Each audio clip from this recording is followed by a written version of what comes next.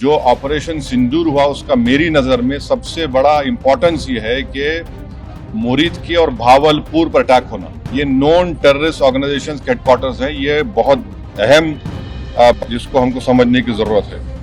Military strategy wise आप देखेंगे अब हमारे देश के लिए दो फ्रंट पे हॉस्टिलिटी होगी, LAC और LOC पर, इसलिए कि जब 16 में उरी हुआ, 2019 में हम बालाकोट किए, आज हमारी 50,000 फौज गलवान और पे बैठी हुई है। तो ये टू फ्रंट हॉस्टिलिटी को हमको देखने की ज़रूरत है। चाइना से हम इतना एक्सपोर्ट कर रहे हैं, इंपोर्ट से ज़्यादा एक्सपोर्ट चाइना से इतना इंपोर्ट कर रहे हैं, एक्सपोर्ट से ज़्यादा हो रहा है। तो हम चाइना पर भी इम्प्रेस करें कि वो पाकिस्तान को, TRF को, जितने टेररिस्ट वांटेड हैं इंडिया, उसको हवाले करें।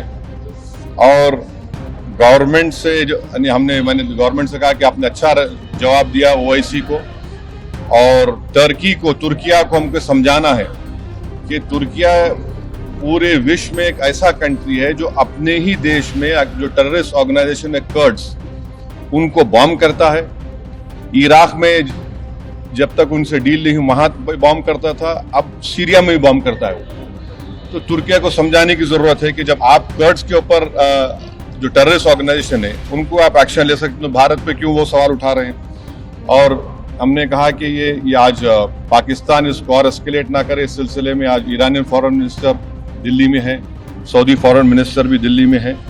और जो देश में मैंने कहा कि जो एक यूफोरिया है, इसको सरकार को देश को और मुत्तहिद करने के लिए और देश को ताकतवर बनाने के लिए इस्तेमाल करना पड़ेगा। और जो लोग मैंने जिक्र किया, हिमांशी, उस बच्ची का जिसने अपने पति को खोया 6 दिन की शादी के बाद, कि किस तरह सोशल मीडिया पर उसके ऊपर रिकेक हमले किए गए।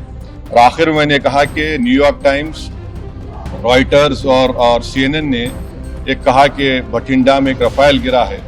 वो सही है गलत है हम नहीं जानते, मगर हमने एक गवर्नमेंट से कहा कम से कम इंडियन एयरफोर्स को आप कहिए कि उसको डिनाई करे, ताकि हमारे आर्म फोर्सेस का मोराल और उनके रेपुटेशन में कोई कमी ना आए।